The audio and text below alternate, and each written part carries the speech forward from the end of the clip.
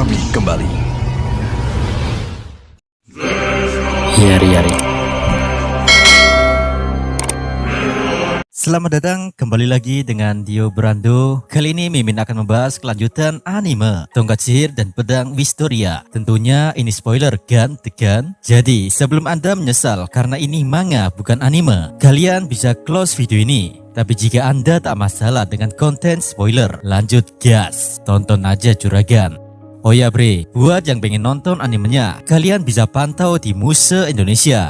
Tanpa banyak bacot lagi, mari kita mulai videonya. Juragan. Di seluruh area lapisan pertama disiarkan suara yang memberitahu semua orang bahwa semua Gothia telah mengubah diri mereka menjadi bom. Tapi berkat penyihir agung Nan Aduhei Elvaria, hal itu bisa diatasi. Beliau menggunakan klon-klonnya sebagai perisai. Kendati demikian, salah satu komandan musuh yakni Walter berhasil melarikan diri. Di situ Sarisa yang kini berhadapan dengan Walter berkata, "Aku tak menyangka kau akan merelakan satu lengan untuk kabur, Walter." Di sisi yang lain, meski hanya dengan satu tangannya, Walter Shibota terus berlari menahan rasa sakit sambil nafas yang terengah-engah. "Ini masih belum berakhir. Aku tidak akan meninggal di sini. Ya, aku tak akan tewas semudah itu. Seluruh dunia ini harus menerima penghakiman karena telah menolak kehadiranku," ucap Walter. Sesaat kemudian langkah kakinya terhenti karena dia mendengar suara seseorang yang mengatakan, "Walter Lindon, kau itu memang delusi lama yang sulit meninggal ya." Dan yang bilang begitu adalah si gondrong Orochimaru. Maksud saya Edward. Gokilnya di sini, si buntung Walter udah tahu keadaannya begitu, malah sempat-sempatnya teriak, bukan malah lari. "Edward, kau berani melawanku ya? Kita ini saudara sefaksi loh." Mendengar ucapan menyentuh kalbu itu, Edward pun turun menemui si buntung. "Nani? Apa aku nggak salah dengar nih? Aku tidak pernah berhubungan dengan orang dungu yang dogmatis," ucap Edward, dan Walter membalas, "Hina aku sepuasmu. Kau dan aku itu sama. Kita gagal untuk menjadi salah satu magia vendor." Entah mengapa ucapan Walter membuat Edward mengingat masa lalu yang terkubur dalam ingatannya. Ocehan Walter masih berlanjut. Dia bilang, "Aku tahu kebencian yang kau miliki pada mereka yang berbakat. Bagi dunia yang menghalangimu mencapai kejayaan, kau itu hanyalah produk gagal. Edward, kau itu penyihir gagal, lalu kau menjadi guru. Kau dipaksa mengajari sihir pada anak kecil yang kau lindungi sekarang. Orang biasa sepertimu tidak akan sebanding dengan kejeniusanku. Aku tidak akan membiarkan tujuanku diremehkan oleh seorang penyihir tidak kompeten yang kabur dari menara." Sebelum ucapan nyelekit itu selesai, tampaknya kebencian Edward pada Walter semakin memuncak. Dengan nada dingin dia bilang, "Maaf menyela bacotanmu, tak botak. Tapi dari pemahamanku, kau itu belum mengalami peningkatan bukan? Meski menyakitkan untuk dikatakan, aku akui bakatmu melampaui diriku. Tapi pertanyaanku untukmu, bagaimana bisa aku seorang penyihir yang tidak kompeten dapat mencapai puncak sementara seorang jenius sepertimu tak bisa melakukan hal itu? Kau bingung ya dengan ucapanku? Sederhana saja, Walter, kau itu kurang gigih dalam hal kekuatan tekad. Ya, sebuah keberanian dibutuhkan untuk menentang orang-orang berbakat. Kau itu tidak lebih dari sekedar penyendiri yang lebih suka menghancurkan kesuksesan orang lain ketimbang menciptakan kesuksesanmu. Untuk melindungi dirimu dari dunia yang kau benci, kau menjadi orang bodoh. Kau kini terlihat seperti seorang bocah. Kau benar-benar tak ada harapan." Sontak ucapan fakta yang sangat terang ini memancing murka Walter. "Sialan kau Edward." Sambil mengucapkan kata-kata busuk itu, dia mulai mengumpulkan kekuatannya. Tapi sebelum si botak melepaskan serangannya, gokilnya di sekitar Walter sudah ada banyak sekali lingkaran sihir berantai. Dan hal ini membuat dirinya bingung tentang bagaimana ini terjadi dan sejak kapan Edward menciptakannya. Namun setelah Walter memikirkan lebih jauh lagi, dia baru menyadari bahwa Edward sengaja memancing adu bacot biar beliau memiliki banyak waktu untuk menciptakan semua lingkaran sihir ini. Di situ sambil mengangkat tongkatnya, Edward berkata, "Pada akhirnya kau bahkan tidak setara dengan orang tanpa bakat. Yari-yari, untuk mengatasi penyihir sepertimu, seharusnya sih aku tidak membutuhkan lebih dari satu mantra sihir." Dak terbikan, sihir kegelapan tingkat rendah dalam skala 17 mantra pun dilepaskan. Duar. Seketika itu juga Walter tumbang. Dia bergumam, "Bagaimana mungkin bisa aku dikalahkan dengan sihir tingkat rendah? Bagaimana bisa aku disudutkan oleh orang yang tidak berbakat sepertinya? Dia memang Sang Viper yang terkenal kejam." Sementara itu di tempat yang lain, Wagner kini berhadapan dengan Sade. Dan di situ dengan nada penuh amarah, Sade bilang, "Kau menikmatinya bukan? Iya kan Wagner, kau suka menindas yang lemah kan?" Wagner membalas, "Monica, kau nih ngomong apa dah?" Sade atau yang dikenal dengan Monica menjawab, "Sudah kuberitahu padamu ketika aku masih tergabung dalam faksi. Menara adalah puncak dunia sihir. Mereka yang menentukan untuk melakukan apapun. Jika ada yang berani menentang atau berbeda dari pemikiran mereka, maka mereka tak akan segan-segan menghabisi kita. Dunia ini benar-benar tak ada yang berubah. Jika kau lemah, maka kau yang akan menderita." Setelah ucapan Sade, kita diperlihatkan sebuah kilas balik, yakni kisah masa lalu Sade sebelum menjadi anak pang. Anjay, anak pang. Hari itu di taman rumahnya, Sade sedang bermain dengan adiknya. Dan di sana juga ada mama dan papanya yang lagi duduk manis sambil melihat mereka. Setelah membuat karangan topi bunga, Sade atau Monica bilang, "Lihat ma, aku membuat satu untukmu." Dan mamanya membalas, "Wow, mama suka Monica, karangan topi bunga itu tampaknya lucu ya." Sebelum mamanya Monica menyelesaikan ucapannya, sang papa tiba-tiba berdiri, yang dimana mereka dikejutkan dengan kedatangan seorang tamu. Nah, tamunya wujudnya kayak begini bre. Sambil duduk di kursi roda, kakek misterius ini perlahan mendekati Monica, dan beliau pun memberikan sesuatu. Di sisi yang lain, Monica sangat polos sehingga tanpa pikir panjang beliau menerima barang tersebut, yang dimana itu adalah sebuah grimoire. Makasih, ucap Monica sambil menatap si pemberi buku sihir. Dan saat itu Dek Monica baru sadar bahwa ada yang aneh dari dua pelayan yang sedang mendorong kursi roda si kakek misterius tersebut. Kendati demikian, Monica bodoh amat dan lanjut membaca sampul dari grimoire yang baru dia terima. Papa dan mamanya Monica berusaha berteriak agar anaknya tak membaca apapun dari barang tersebut. Tapi tampaknya suara mereka tak dapat menjangkau jiwa Monica yang sudah tak terselamatkan. Dan entah bagaimana ceritanya ya, di panel selanjutnya kita dikasih tahu bahwa keluarga Berizeme dinyatakan bersalah dengan dugaan pemberontakan. Mereka dijatuhi hukuman tewas karena menggunakan sihir terlarang, yakni puppet atau boneka. Hari itu ada banyak warga yang tampaknya sangat marah. Mereka melampiaskan kekesalannya dengan melempar batu ke arah depan. Dan tanpa orang-orang sadari, salah satu keluarga Berizeme yakni Monica ada di antara mereka.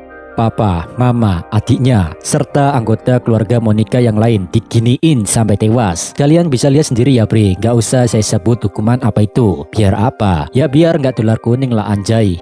Tentu di sini Monica kecil sangat terpukul. Beliau depresi, benci, dan marah menjadi satu. Dia tak bisa menerima takdir yang telah menimpa keluarganya ini.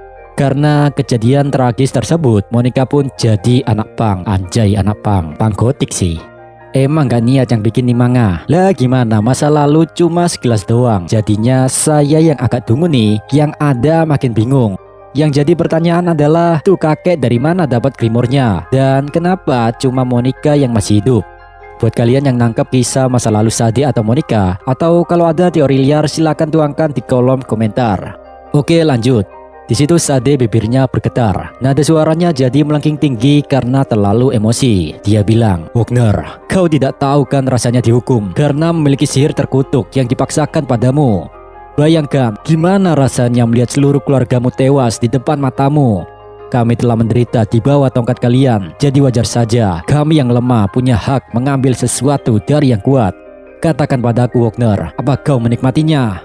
Mendengar itu Elvaria cuma terdiam. Julius menatap sinis.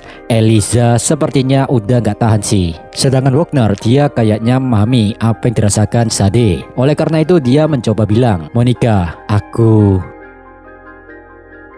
Sebelum Wagner menyelesaikan ucapannya, Eliza langsung menerjang tubuh Sade. Sambil memegang kalung lawannya, Eliza bilang, "Kau ingin tahu jawaban dari kami?" "Ya, kami sangat menikmati semua ini. Aku sangat suka mendengar para tiran yang ingin menguasai dunia ini, tapi mereka mengeluh dan menggerutu tentang usaha mereka. Melihat orang sepertimu, melihat biadab yang gak waras merasakan obat buatan mereka sendiri, bagiku itu sangat satisfying. Tidak ada yang lebih menyenangkan selain omong kosong yang tidak masuk akal dari mulut orang yang tak pernah berpikir." Mencoba melawan, Sade tanpa ragu menyingkirkan tangan Eliza dari lehernya. Lalu setelah terlepas, Sade hendak menangkap lawannya tersebut. Sayangnya nggak kena si bre. Lantas kemudian Eliza mengangkat salah satu kakinya dan brak. Tendangan Eliza mengenai perut Sade. Seketika itu juga Sade terhempas menabrak dinding bebatuan. Sade benar-benar seperti seorang pecundang. Tak ada yang mengelurkan tangan untuknya. Yang ada hanyalah perasaan muak melihat kehadirannya. Setelah menendang tubuh lawannya, Eliza nampaknya belum puas. Dia mendekati Sade sambil bilang, "Kukatakan padamu, air matamu tak akan pernah cukup untuk memaafkan semua dosamu. Aku yakin semua orang yang hadir di sini setuju dengan perkataanku. Ingatlah, di dunia ini yang menjadi mangsa bukanlah dirimu saja. Menangislah semaumu, Pak Peter. Kau akan dihukum atas tindakanmu, dan aku tahu tempat sempurna di mana kau bisa melakukannya. Ya, beristirahatlah di sana, di peti ajal sunyi dan gelap, di mana kau akan tinggal di sana sampai nafas terakhirmu." Setelah mengatakan itu, Eliza mengangkat tongkatnya dan tepat di bawah tubuh Sade atau Monica, dalam sekejap muncul lingkaran sihir yang mengeluarkan rantai, di mana rantai-rantai itu mengikat mangsanya sehingga tak bisa bergerak. Di sisi yang lain, Sade terus berteriak, "Tidak, tidak!" Tapi Eliza tak peduli, hingga pada akhirnya Sade pun dimasukkan ke sebuah peti. Kemudian setelah beres mengurung Sade, Eliza berjalan menuju Wagner. "Tidak semua rekan layak diampuni. Meski mereka sedikit lebih tua dariku, kurasa kau sudah tahu itu. Wagner manjakan wanita, maka dia akan minta lebih dari yang bisa kau berikan. Kalau kau ingin memanjakan seseorang, cukup manjakan aku dan hanya aku saja." Eliza mendekati Wagner, berharap setidaknya dipuji atas kerja kerasnya karena telah mengalahkan Sade. Akan tetapi birahi Eliza nampaknya bertepuk sebelah tangan. Nyatanya Wagner tak peduli sama sekali. Dia melepas belayan lembut tangan Eliza dari pipinya. Wagner bilang, "Aku tidak akan memanjakan siapapun, tidak pernah dan tidak akan mau." Mendengar itu, Eliza nampak sedikit kecewa, tapi ada juga perasaan leganya. Di saat yang sama tiba-tiba ada meteor menimpa tubuh Eliza, yang dimana itu adalah Sera. Sera bilang, "Jangan khawatir temanku, aku datang untuk menyelamatkanmu." Katakan Wagner, "Otak parfum di sini belum menggigitmu kan?" "Aduh, Pak Wagner ini sepertinya banyak yang suka ya, Bre." Kendati demikian, pria berkacamata yang cool ini tak peduli dengan kekonyolan dua rekannya itu. Dia bilang, "Gothia sudah berhasil dikalahkan. Pertempuran di lapisan pertama sudah berakhir." Ucapan Wagner itu disebarluaskan sehingga seluruh penjuru menara mendengar perkataannya. Sion, Rose, Chaldron, Julius, Mike, dan yang lain merasa senang dengan kemenangan ini. Namun untuk Wignall dan Coleto, mereka berdua masih khawatir dengan Will dan Lihana, yang dimana MC kita masih bertarung melawan musuh yang sangat kuat di atas puncak menara. Di balik reruntuhan kota, di mana debu dan keputusasaan menjadi udara sehari-hari. Di situ, hiduplah seorang anak laki-laki bernama Charles. Dia memiliki satu keinginan sederhana yang ia simpan rapat di dalam hatinya, yakni ingin membuat ibunya bangga padanya. Dunia mereka terasa sempit dan gelap, hanya terdiri dari dinding-dinding kayu yang melapu dan bayang-bayang masa lalu yang sangat menyakitkan. Sang ibu dengan tubuh yang berbalut perban dan wajah yang menyimpan luka mendalam, dia tampak terjebak dalam rasa sakitnya sendiri. Namun, Charles adalah anak yang tak menyerah. Baginya, satu senyuman dari ibunya adalah cahaya yang lebih terang daripada matahari manapun. Suatu hari di sela-sela puing yang gersang, ia menemukan sebuah keajaiban kecil tumbuh di tanah yang keras, yaitu setangkai bunga putih yang cantik. Dengan nafas terengah-engah dan kaki yang berlari tanpa alas, Charles menghampiri bunga itu. Ia terjatuh, namun segera bangkit kembali. Pikirannya hanya satu, dia berharap bunga ini bisa membuat ibunda tersenyum. Ketika jemari mungilnya berhasil memetik bunga itu, wajah Charles jadi berseri-seri. Lalu kemudian, ia membalikkan tubuhnya menghadap ibunya, sembari memperlihatkan bunga itu kepada beliau. "Ibu, lihat, bunga ini cantik bukan?" Charles tersenyum begitu lebar. Sebuah senyuman tulus yang seharusnya mampu mencairkan hati yang paling beku sekalipun. Namun, bukannya senyum balasan yang ia terima, melainkan ledakan amarah yang sangat mengerikan. Bunga yang Charles petik dengan penuh cinta kini telah hancur, tergilas di bawah tekanan kekerasan. Sang ibu yang tanpa kehilangan kewarasannya karena luka masa lalu, justru menyerang Charles dengan brutal. "Anak terkutuk, beraninya kau!" teriak sang ibu dengan wajah yang penuh noda darah dan kebencian. Di bawah hujan pukulan yang sangat menyakitkan, tatapan mata Charles perlahan meredup. Ia tidak melawan. Di dalam benaknya yang hancur, dia hanya merenungkan kepedihan yang tak kunjung usai. Keinginan untuk diperlakukan dengan lembut dan rasa sayang yang kini terasa seperti mimpi yang mustahil. Bunga itu telah layu dan bersamanya mungkin juga secerca harapan terakhir di hati Charles. Kemarahan sang ibu memuncak menjadi kegilaan yang menghancurkan. Di tengah serangannya, terungkaplah penderitaan yang selama ini ia pendam. Sang ibu merasa dihianati oleh dunia yang membuatnya menderita. Sambil mencengkeram anaknya, sang ibu berteriak bahwa jika ia tidak bisa menikmati kehangatan berjalan di bawah sinar matahari, maka anaknya pun tidak boleh merasakannya. Sang ibunda merasa telah dibuang oleh dunia yang mengerikan ini dan meluapkan rasa irinya kepada sang anak yang dianggapnya diberkati oleh dunia. Sang ibunda mencengkeram leher anaknya dengan penuh kebencian. Beliau menyatakan bahwa sang anak tidak layak mendapatkan apapun. Dan di sisi yang lain, Charles juga tak bisa berbuat apapun. Dia mencoba memberontak, tapi tenaganya tak mampu untuk melawan ibunya. Di tengah jerit kesakitan itu, sebuah sihir mengerikan menghantam sang ibunda hingga ia tak berdaya. Duas. Tanpa sadar, Charles menggunakan sihir kepada orang tersayangnya, sehingga darah dari tubuh ibunda terus mengalir tanpa henti. Dan gak lama setelahnya tubuh sang ibunda terbaring lemas. Ibu, ibu. Charles mencoba memanggilnya, tapi tak ada suara yang menyahut panggilan tersebut. Mata sang ibunda sudah kosong, nyawanya sudah tak tertolong. Charles hanya bisa terbelalak menyaksikan ironi di hadapannya. Dalam keheningan setelah tewasnya sang ibu, ketakutan Charles berubah menjadi sesuatu yang jauh lebih gelap. Suara-suara di kepalanya berteriak bahwa ia tidak mau tewas juga. Rasa sakit yang menggerogoti jiwanya dan pemandangan tubuh ibunya yang sudah tewas mengerikan. Hal itu melahirkan sebuah kesimpulan pahit. Charles menyadari segala penderitaan ini, segala rasa sakit ini disebabkan oleh dunia itu sendiri. Di tengah tatapan matanya yang kini mendingin dan hampa, sebuah sumpah baru lahir. Dunia ini harus dihancurkan dan akulah yang harus melakukannya. Bocah yang tadinya hanya menginginkan sekuntum bunga untuk membuat ibunya tersenyum, kini sosok itu telah musnah. Jiwanya telah digantikan menjadi pribadi yang siap meruntuhkan seluruh dunia. Dalam perjalanannya mencari kekuatan untuk membalaskan dendam, ia akhirnya mengetuk pintu Gothia. Di sana, ia menemukan orang-orang yang senasib dengannya. Ada Sade, dia seorang gadis yang keluarganya dihukum. Lalu Arvin, seorang pria yang merasakan kehampaan yang sama seperti Charles. Dan yang terakhir ada Marze, seorang pria menyedihkan yang bakatnya tidak diakui.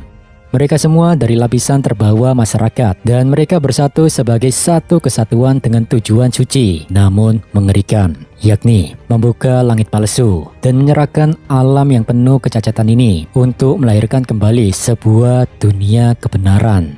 Dengan keyakinan yang menyimpang ini, Charles berharap jika dia berhasil mewujudkan hal itu, maka dunia yang menyakiti ibunya akan berakhir selamanya dan ibunya bisa bahagia di alam lain. Oke, kembali lagi ke cerita utama. Pertempuran mencapai titik puncaknya di dalam aula megah yang kini hancur berantakan. Charles yang sudah berubah menjadi monster raksasa melancarkan serangan bertubi-tubi menghujam ke segala arah. Di tengah kekacauan itu, Will dan Lyanna berusaha menghindar dengan gesit. Dan situasi pun semakin genting karena salah satu serangan Charles mengenai kaki Lyanna dan hal itu membuatnya terhempas jatuh. Akan tetapi semangat Lyanna untuk bertarung masih belum padam. Dengan mata yang berkilat tajam dan penuh amarah, ia bangkit kembali. Tentu, Will merasakan perasaan khawatir. Lalu dia memanggil nama rekannya. Lyanna! Lyanna! Di tengah badai sihir yang siap dilepaskan Charles lagi. Di sisi yang lain, Lyanna pun tak mau tinggal diam. Dia memusatkan seluruh energi sihirnya. Tubuhnya pun mulai dikelilingi oleh percikan listrik yang menyambar-nyambar, menciptakan aura tekanan tinggi yang menggetarkan udara di sekitarnya. Sambil meramalkan mantra, Owen, Shikoi, Lisolde, 2, Lyanna menerjang maju. Cahaya kuning menyilaukan mulai menyelimuti tangannya saat ia melompat tepat ke arah monster tersebut. Dengan teriakan yang membelah keheningan, Patras, Ior, sebuah pilar cahaya raksasa jatuh dari langit-langit menghujam tepat ke kepala monster tersebut. Menerima serangan itu secara langsung, hal itu membuat Charles mengerang kesakitan. Kendati demikian, Lyanna terus mengerahkan seluruh tenaganya dalam satu teriakan terakhir. Rara! Mulut sang monster yang penuh taring menganga lebar karena rasa sakit yang tak tertahankan. Cahaya petir mulai merembes keluar dari sela-sela wajahnya, menandakan energi sihir Liana telah menembus inti tubuh makhluk itu. Hingga pada akhirnya tubuh raksasa itu tidak lagi mampu menahan tekanan sihir yang mengakibatkan hancur berkeping-keping. Oh ya, warna petirnya saya salah ngasih warna, harusnya sih kuning, lah ini biru. Maklumi saja lah ya, karena saya lagi mager buat ulang. Setelah ledakan dahsyat mereda, Liana masih berdiri di tengah aula yang penuh asap. Dia terengah-engah karena kelelahan. Di balik tatapan matanya yang gemetar, Liana menyadari sebuah kenyataan pahit bahwa ketahanan tubuh dan serangan makhluk di depannya itu benar-benar di luar nalar. Meski mereka telah mengerahkan segalanya, tapi kenyataannya tidak ada yang bisa mereka lakukan untuk menghentikan kemampuan regenerasi monster mengerikan ini. Dan gak berselang lama, gumpalan daging dari monster tersebut mulai bersatu kembali dengan kecepatan yang tidak masuk akal. Di sisi yang lain, Will dan Liana hanya bisa terpaku melihat monster itu kembali utuh di depan mata mereka. Liana menyadari bahwa kemampuan regenerasi ini menentang semua hukum aliran sihir yang ia pelajari. Dengan kata lain, tanpa mengetahui cara menghentikan regenerasi instan tersebut, maka mustahil bagi mereka untuk menang. Di lantai, sisa-sisa bagian tubuh monster itu mulai mekar seperti bunga yang sangat menjijikan. Dari tengah kelopak daging itu, muncul sebuah bola mata raksasa yang menatap tajam ke arah Liana. Kehadiran mata itu membawa aura mengerikan yang begitu pekat, dan hal ini membuat Liana membeku di tempatnya saat makhluk itu mulai mengincar dirinya. Memahami adanya bahaya, Will berteriak memanggil rekannya, "Liana!" Duar. Sebuah ledakan pun tercipta dan Liana terpental sangat jauh. Meski terkena serangan dalam jarak dekat, untungnya kesadaran wanita berambut pirang ini masih tetap utuh. Walau tubuhnya dipenuhi luka, adik Liana tetap berusaha untuk bertahan dengan nafas yang terengah-engah. Namun di tengah kepulan asap, sang monster kembali mengaum dengan amarah yang lebih besar dari sebelumnya. Tanpa aba-aba, monster Charles melepaskan sebuah serangan yang sangat besar dan cepat, meluncur lurus ke arah Liana. Tentu kejadian ini benar-benar membuat pupil mata Liana mengecil. Jantungnya berdebar tidak karuan, karena tidak ada yang bisa dia lakukan selain pasrah menerima takdir yang ada di depannya. Di saat sesosok monster raksasa dengan bentuk menyerupai kelopak bunga yang mengerikan dan tubuh penuh otot mengamuk dengan beringas, di tengah situasi genting itu, Will, seorang pemuda berkacamata dengan jubah hitam yang berkibar, berlari dengan kecepatan tinggi. Sorotan yang tajam di balik lensa kacamatanya memperlihatkan fokus yang luar biasa. Dengan satu gerakan mantap, ia menarik sebuah pedang hitam legam yang memancarkan aura kegelapan. "Sword Prime!" teriaknya dalam hati. Saat energi hitam itu menyelimuti senjatanya, kekuatan yang begitu masif dari Charles seolah-olah dilahap oleh pedang Will. Dan berkat itu pula, MC kita berhasil menyelamatkan Liana. Dengan memegang pedang yang telah diselimuti aura kegelapan yang pekat, Will terlihat tak gentar sedikit pun. Tanpa aba-aba, pemuda itu melesat. Gerakannya begitu cepat hingga meninggalkan jejak bayangan hitam yang membelah udara. Dalam satu tarikan napas, ia mengayunkan tebasan horizontal yang dahsyat. Aura hitam pekat itu memanjang, menebas tubuh raksasa si monster dengan kekuatan yang sanggup meruntuhkan pilar batu. Namun sebuah kejutan menanti di balik tebasannya, karena monster itu ternyata memiliki lapisan pertahanan yang tak terduga. Dan tentu, Will terkejut dengan barrier lawannya. Saat senjatanya tertahan dan tak bisa menembus pertahanan monster tersebut, Will mencoba memacu dirinya sendiri dengan teriakan penuh tekad, "Ayo, tembuslah!" Dengan gigi terkatup dan tatapan mata yang membara, ia mengerahkan seluruh tenaganya untuk terus mendorong senjatanya. Dalam batinnya, ia membangkitkan motivasi terakhirnya. "Dorong, dorong, ingatlah apa yang dipertaruhkan." Di tengah pertarungan itu, monster itu mengeluarkan erangan kesakitan yang mengerikan. Hal itu menimbulkan pergulatan batin di diri Will. Meskipun kegundahan mulai tampak di wajahnya, akan tetapi MC kita tidak membiarkan fokusnya goyah sedikit pun. Sambil menutup matanya rapat-rapat, Will berbisik pada dirinya sendiri, "Ayolah, kau harus melakukannya." Lalu tanpa sadar, Will teringat kembali pertemuan di masa lalu dengan Charles. Kala itu di taman, Charles memanggilnya. Dan dengan ekspresi bingung, Will menoleh dan menyahut panggilan itu. Di situ dengan raut wajah sedih, Charles turut berduka cita atas kabar tewasnya Julius. Charles merenungkan betapa tidak enaknya dunia yang dipenuhi dengan kesedihan ini. Ia kemudian melontarkan pertanyaan mendalam kepada Will. Kalau bisa, apa kau mau merubahnya? Dunia macam apa yang kau inginkan, Will tuh? Menanggapi pertanyaan berat tersebut, MC kita hanya bisa terdiam sejenak sebelum akhirnya bertanya balik dengan penuh keraguan. Apa maksudmu? Dengan senyum tipis, Charles berkata, Aku ingin dunia di mana semua orang punya alasan untuk tersenyum. Kilas balik itu terputus dengan serangan balasan yang sangat cepat. Ia mengenai Will secara telak. Ya, ingatan itu membuat Will kehilangan fokusnya pada pertarungan, sehingga monster di hadapannya dapat dengan leluasa menyerang balik. Meski secara refleks, tubuh Will bergerak sendiri menangkis serangan lawannya, akan tetapi daya serangan yang begitu kuat dari jarak sedekat itu tak mampu sepenuhnya ditahan oleh MC kita.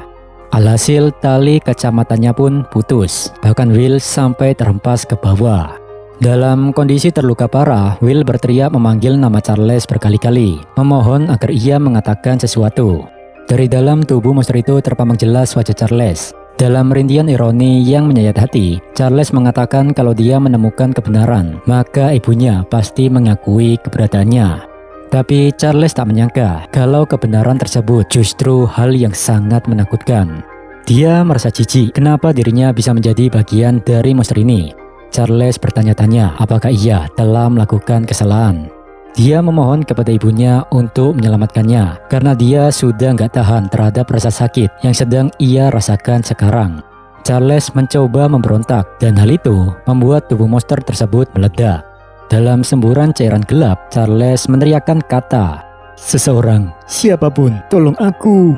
Will yang masih bingung menanggapi ini cuma bisa menatap monster tersebut dengan wajah penuh keterkejutan. Dia menyadari bahwa monster di depannya sedang sangat merasakan kesakitan dan pertolongan untuk dibebaskan dari penderitaannya. Dengan tatapan mata yang mulai tenang namun tajam, Will berbisik dalam hati, "Tenanglah Charles." Will seolah-olah telah menemukan jawaban atas pertanyaan Charles di masa lalu, dan MC kita memutuskan bangkit berdiri. Lalu dengan tekad yang bulat, ia menyatakan niatnya, "Aku akan mengalahkanmu dan membebaskanmu dari penderitaan." Mata Will yang berkilau penuh cahaya tekad menunjukkan bahwa serangan berikutnya bukan lagi sekedar untuk penghabisan, melainkan untuk memberikan kedamaian. Will berdiri membelakangi kita, menggenggam pedangnya yang kini dialiri energi cahaya yang sangat terang.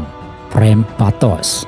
Dengan persiapan terakhir ini, Will siap melepaskan serangan pamungkasnya yang tidak hanya akan mengakhiri pertempuran, tapi juga mengakhiri siksaan yang dialami oleh lawannya. Will menggenggam pedangnya yang sekarang bersinar sangat terang, memancarkan energi yang luar biasa. Ia mengucapkan mantra atau nama tekniknya, There is Wish Reload. Meskipun wajahnya masih terluka dan berlumuran darah, namun ekspresi Will menunjukkan fokus dan ketenangan yang mendalam. Dan hal ini berbeda dengan kemarahan di awal pertempuran. Di sisi yang lain, melihat tekad dan kemampuan MC kita, Lihana dan Finn menatap dengan perasaan kagum. Finn memahami Will sedang melakukan pengisian ulang terhadap sword prime miliknya yang kekurangan kekuatan. Proses ini dilakukan dengan menyerap dan memanfaatkan sumber sihir dari luar sebagai bahan bakar serangannya. Tapi pertanyaan dalam diri Finn, dia ragu apakah Will dapat berhasil melakukan ini. Di sisi yang lain, Will mengangkat pedang besarnya yang kini diselimuti energi luar biasa. Proses pengaktifan ini ditandai dengan kata-kata Loot Blast. Secara bersamaan, ledakan energi atau tekanan udara yang besar berputar di sekitar Will. Lantas MC kita melepaskan teknik dahsyatnya, Ars Waste El Glass Frost L1. Dengan rampalan sihir itu, Will menciptakan klon yang sangat banyak. Hal ini seperti yang pernah dilakukan Magia Vendor Es Tung Tung. Sihir tingkat tinggi yang mampu dikuasai Will ini membuat Lihana dan Finn takjub. Sedangkan si monster sendiri, dia berteriak nyaring, seolah menyadari akan datangnya bahaya yang sedang mengincar dirinya. Dalam ketenangan jiwanya, Will mengingat semua pengalamannya. Dia menyadari, mempelajari Frame Pathos dari Miss Cherrywen adalah langkah awal atau potongan pertama dalam pembentukan kekuatan sebenarnya. Lalu selanjutnya, dengan mempelajari tactical reload bersama Zio, hal itu menjadi potongan kedua dalam pengembangan teknik bertarungnya. Aura energi di sekitar MC kita terus bergejolak. Will tampak sangat tenang dengan mata terpejam. Ia membatin bahwa sekarang adalah saatnya untuk melengkapi puzzle. Will mengungkapkan bahwa sihir Elfi adalah potongan ketiga sekaligus yang terakhir untuk menyempurnakan kekuatannya. Dalam panel tersebut, terlihat bayangan sosok Elfi yang seolah-olah memberkati atau menyatu dengan aura Will. MC kita menegaskan motivasi utamanya melalui batinnya. Jika aku ingin membebaskan Charles, maka aku akan butuh bantuan dari semua orang. Ucapan ini menunjukkan bahwa kekuatannya yang sekarang adalah gabungan dari dukungan dan ilmu yang ia terima dari orang-orang di sekitarnya. Dengan penuh semangat, Will berteriak seolah memanggil seluruh energi tersebut untuk menyatu dalam dirinya. Datanglah padaku, Prem Patos, Revived Tactical Reload. Terlihat setiap klon memiliki elemen sihir yang dikuasai, mulai dari yang kanan yang diwakili dengan sosok Koleto. Dengan kata lain, Will menguasai elemen bumi. Lalu sampingnya ada Wignall dengan elemen angin, Julius elemen es, Sion elemen api, dan elemen kegelapan dari Edward Sensei. Dengan kata lain, Will bersama klon-klonnya dalam sekejap menguasai beberapa elemen. Wah, gokil banget gak tuh? Ketika Will berhasil menguasai teknik sihir dari orang-orang kuat, Lyanna terkejutnya bukan main. Dia tak mengira Will dapat mengisi pedangnya dengan hampir seluruh elemen kecuali cahaya. Di sisi yang lain, Finn menilai bahwa Will tidak hanya berganti elemen dengan cepat, tapi dia benar-benar menggabungkan berbagai teknik menjadi sesuatu yang jauh lebih hebat. Finn bilang, baiklah kalau begitu, mari kita lihat, hancurkan ekspektasiku. Tunjukkan padaku, The Unknown Will Servoto. Di sini MC kita berlari dengan kecepatan yang luar biasa bersama para klonnya. Sambil memegang pedang dari berbagai elemen, salah satu dari kesekian Will meneriakkan nama teknik dengan elemen yang sama dengan milik temannya, yakni Koleto, Fullbed Whis. Seolah ada sahabat di sisinya, Will tanpa menyerang berdampingan dengan proyeksi atau bayangan dari Koleto. Hal ini menunjukkan bahwa serangan ini adalah hasil sinkronisasi kekuatan mereka. Dengan mengayunkan pedangnya, MC kita melepaskan tebasan yang langsung mengenai tubuh monster di hadapannya secara telak. Gak berhenti sampai di situ, bayangan Will yang lain memakai teknik milik rekannya, Zepros Whis. Will tampak menyerang bersamaan dengan proyeksi atau bayangan dari Wignall. Hal ini menunjukkan bahwa serangan ini menggunakan teknik yang ia pelajari dari karakter tersebut. Pedang Will menghasilkan tebasan energi angin yang sangat besar dan tajam, memicu ledakan serta kehancuran pada tubuh monster tersebut. Kemudian klon yang lain melepaskan serangan berbasis elemen es, yang ia sebut teknik ini sebagai Glass Whis.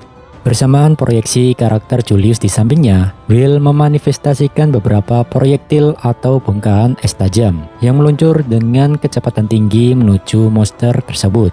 Dan tentu, monster itu juga nggak tinggal diam, di mana monster Charles melepaskan serangan hitam nan kuat ke arah MC kita. Sayangnya, secara instan serangan itu perlahan dibekukan oleh MC kita. Selanjutnya, teknik Melision pun dikeluarkan. Setelah serangan es, Will kini berpindah ke elemen api dengan teknik yakni Ignis Whis. Dengan didampingi oleh proyeksi karakter Sion, Will pun mengayunkan pedangnya yang kini dialiri energi api. Jadi di saat serangan Charles sedang membeku, seketika itu juga Will menebasnya, sehingga dampak serangan api tersebut meluas dan membakar area di sekitar monster, sekaligus menciptakan pusaran api yang sangat panas. Selanjutnya, Will mengeluarkan sihir Dark Whis. MC kita melancarkan serangan berbasis elemen kegelapan atau energi hitam. Beliau didampingi dengan proyeksi karakter Edward Sensei. Berbeda dengan serangan elemen sebelumnya, tebasan kali ini memanifestasikan energi berwarna hitam pekat yang menyambar musuh. Hasil dari semua rentetan serangan yang dilancarkan oleh MC kita membuat tubuh monster raksasa itu terkoyak-koyak. Di sisi yang lain, Lyanna menyadari dengan cemas karena meskipun Will telah menggunakan begitu banyak kekuatan di balik rangkaian serangannya, ternyata itu semua masih belum cukup untuk mengalahkan musuhnya. Di sini terlihat sisa-sisa tubuh monster yang hancur mengeluarkan suara raungan. Hal ini menandakan bahwa monster tersebut masih hidup atau sedang mencoba untuk beregenerasi. Kendati begitu, Will tetap mempertahankan fokusnya. Prem Patos, Revived, Dualus Whis, Tactical Reload. Pedangnya Will terlihat dialiri oleh energi listrik atau petir yang sangat kuat. Kemudian Will memanggil Lyanna dengan suara lantangnya. Sontak Liana tampak terkejut dan langsung menatap ke arah MC kita dengan pandangan yang dalam. Melalui dialog batinnya, Liana merasakan dukungan moral yang kuat dari Will. Ia menyadari bahwa Will sangat mempercayainya dan kepercayaan itulah yang meyakinkannya kalau mereka pasti bisa melewati tantangan berat di depannya. Liana menegaskan identitasnya melalui narasi batin bahwa dirinya merupakan seorang kesatria, dan ketika rekan seorang kesatria menyuruhnya bergerak, maka dia akan menjawab dengan sumpahnya. Seketika itu juga Will dan Liana melesat maju secara bersamaan, di mana tubuh mereka berdua diselimuti oleh aura petir yang sangat kuat, dan mereka berdua berteriak kencang, "Hora!" Will dan Liana menyadari hanya ada satu cara untuk mengalahkan musuh yang memiliki kemampuan regenerasi, yaitu dengan menghancurkannya lebih cepat dari kemampuan memulihkan diri sang monster. Dengan kata lain, mereka harus membelah tubuh monster itu lebih cepat sebelum proses regenerasi monster itu sendiri. Will dan Liana yang bergerak dalam lintasan cahaya petir yang sangat cepat dan tajam, sehingga terlihat monster tersebut terdesak di tengah energi listrik yang memenuhi seluruh area pertarungan akibat manuver cepat dari keduanya. Mereka berdua sempat berhenti dan bergerak kembali, dan di saat bersamaan muncul suara dari Guilford di mana dia berteriak menyemangati dengan keras agar mereka berlari lebih cepat. Guilford mengingatkan mereka untuk tidak melupakan pelajaran utama bahwa dalam pertarungan mereka, kecepatan itu hukum. Dengan nada menantang, Guilford menyuruh Will dan Liana bersinar lebih terang dan menunjukkan kepada dunia betapa giginya perjuangan mereka yang ia sebut sebagai para cacing. Sambil tersenyum lebar, Guilford mengucapkan, "Sekarang teriak dengan keras, majulah, jadilah sambaran petir." Seketika itu juga, Will dan Liana melesat menghampiri monster tersebut. Mereka berdua benar-benar menyatu dengan elemen petir, menciptakan dua garis serangan diagonal yang sangat besar dan menyilaukan, di mana kedua karakter ini menebas musuh dari arah yang berlawanan, membentuk pola silang X. Dan dalam sekejap, tubuh monster tersebut tampak mulai hancur berkeping-keping di belakang lintasan tebasan mereka. Dan pada akhirnya, monster Charles hancur menjadi potongan-potongan kecil. Di tempat itu dipenuhi dengan puing-puing tubuh monster yang telah terbakar dan sisa-sisa energi petir yang masih memercik. Bagian-bagian tubuh monster raksasa tersebut tampak berjatuhan dari langit dan berserakan di lantai-lantai. Dan juga terlihat bagian utama dari monster tersebut telah hancur dan meleleh di lantai, yakni Charles itu sendiri. Dia tanpa mengeluarkan rintian kesakitan. Di tengah kehancuran itu, Charles melihat kehadiran ibunya yang lagi tersenyum lembut sambil merentangkan tangannya. Kehadiran sosok ini memberikan kontras yang tenang di akhir hidup Charles. Ibu. Dengan nada terputus-putus, Charles mencoba memanggil orang tuanya tersebut. Di sisi yang lain, Will dan Liana terlihat sangat kelelahan dengan napas yang terengah-engah. Di mana di sini, Liana tanpa berlutut dengan satu kaki karena kehabisan tenaga. Sementara Will tetap berdiri meski tubuhnya terlihat gemetar.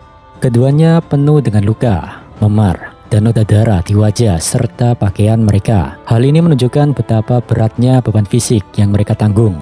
Saat Will dan Liana sedang dalam kondisi sangat lelah, tiba-tiba sosok raksasa berotot dengan wajah yang mengerikan dan gigi yang tajam, yakni Baal. Dia tertawa dengan suara yang sangat keras. Wahahaha, wahahaha. Seluruh ruangan di sini dipenuhi dengan tawanya yang berulang-ulang. Meski tubuhnya tergantung dengan posisi terbalik, yaitu kepala di bawah, namun ia tetap hidup dan tertawa dengan sangat keras. Di situ Liana terlihat berlutut lemas, sementara Will cuma berdiri menatap langsung ke arah Baal dengan perasaan bingung. Wajah Will dan Liana tampak sangat terkejut dengan mata yang terbelalak dan mulut sedikit terbuka, seolah-olah mereka berdua tidak percaya dengan apa yang sedang mereka lihat. Suasana di sekitar mereka dipenuhi oleh tulisan tawa hahaha yang melayang di udara. Hal ini menggambarkan suara tawa makhluk raksasa tersebut mendominasi ruangan dan menekan mental mereka berdua. Dibandingkan dengan keberanian mereka saat menyerang monster sebelumnya, di sini mereka tampak sangat kecil dan rapuh di bawah bayang-bayang ancaman baru. Di tengah tawa gila makhluk raksasa itu, muncul seorang pemuda berambut pirang, yaitu Finn. Beliau tampak sangat tenang dan tidak terintimidasi sama sekali. Dengan nada meremehkan, Finn bilang, tidak ada yang lebih menjengkelkan daripada tawa ini. Cukup Baal, kau itu bukan dewa. Ucapan Finn menunjukkan bahwa dia sudah terbiasa atau mungkin muak dengan tingkah laku makhluk tersebut. Dia memerintahkan makhluk itu untuk diam. Di sini, Finn seolah-olah meruntuhkan aura keagungan yang coba dibangun oleh Baal. Di sisi yang lain, wajah Will masih berkeringat dan tampak tegang. Ya, MC kita mencoba menelaah apa yang sebenarnya terjadi.